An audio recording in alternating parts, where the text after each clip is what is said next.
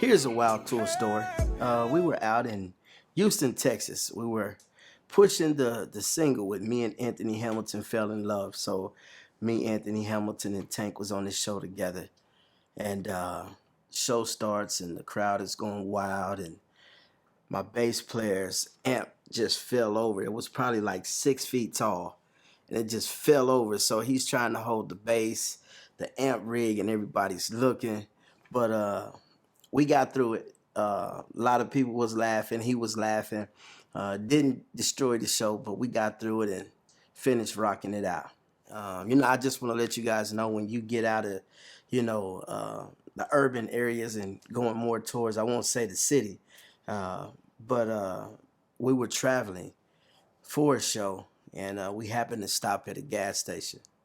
And stopping at this gas station, the lady told us was like, y'all need to get in the car and go. So my drummer at the time was like, man, we gonna get gas, we good. About 5 minutes later, man, a truckload of guys came. And, I left the pump, I left the gas, everything. We just took off and they trailed us for about probably a mile and a half. We didn't know where we were going, but we just got down the highway. So that was a pretty crazy moment, traveling and not uh, being where we wasn't supposed to be. I'll say that much. Me growing up in Kansas all my life, it was kind of crazy going out of my comfort zone, going into an area that we wasn't supposed to be in. So for other artists out there, please be aware of your surroundings, know where you're going, and try to be safe. And never travel at night. Have some daylight. I feel like for all the separation we have in our world and our country, I think we really need to get back to love, respecting ourselves, number one. And then, getting to know people for who they are, rather what they are, love is love. So if we can get back to that, I think we can make some beautiful things happen. The time I knew I wanted to be an artist was at an early age. I used to watch my cousins back at home, the Sensational Wonders, Mike Boykin and Curtis and them. They had a quartet group.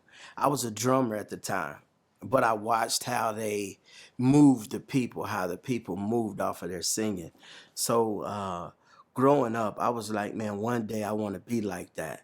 And then, in our home, we had a very huge musical background. So Sunday mornings, you watch pretty much on Soul Train. So I was hooked on your Al Greens, your Frankie Beverly Mazes, your Gap Bands, your Eddie Leverts, and your Drill Leverts at an early age. And just watching those guys touch people, for me, it was like a wake up call. Like, this is what I want to do. I want to make people happy. I want to see them laugh and I want to see them enjoying themselves. Growing up in Kansas City, my experiences at an early age was,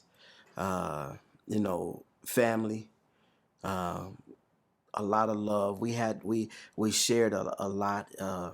We done a lot of fishing trips, a lot of barbecues, just loving on each other. So I come from a different era. I come from just respecting and loving one another. So that's what we did as a family coming up, and so that plays a big part in who I am today. Having great mentors and guys that have your best interests can break you or make you. Because I'm a guy that I don't like bumping my head. So uh, if you a mentor and you telling me something that's gonna lead me the right way, I'm gonna take that lead. And I've just been blessed to have great mentors that have looked out for me along this journey. And a lot of people don't understand some of the doors that are being opened for me, but a lot of that is the mentors, learning how to respect everybody, not burning any bridges, staying humble, staying consistent, and most importantly, just being an outgoing, loving person. So, just having the right mentor, I feel like it's a very big impact on your life. One of the most important mentors to me has been Charlie Wilson. Charlie Wilson, he showed me it was like artist development for me. They allowed me to go out and tour with him 2019. I learned a lot. I learned how he carried the stage. I learned how he went through a concert, sick or well. You know, he did what he had to do to make sure the fans was good, and that drive to always leave it on stage. Off stage, dealing with Charlie Wilson, he had a certain way he carried himself. You know, always nice, polite to the people, always a people's person. Never shied away from interacting with his fans, you know. And so for somebody like him as a legend taking that time out, it groomed me to, you know, when I got that chance to make sure I spend time with them fans, let them know, you know, I'm human just like you are, you know. So really being around him, he's really been a big impact on my career, you know, and just being a great mentor. Here's a memorable moment with Charlie Wilson. I never forget, it was February 14th. You know, that's the love day. That's Valentine's Day. So I was on the show with them. I was opening up. I believe it was me, Charlie Wilson, and El DeBarge. And I did my sound check.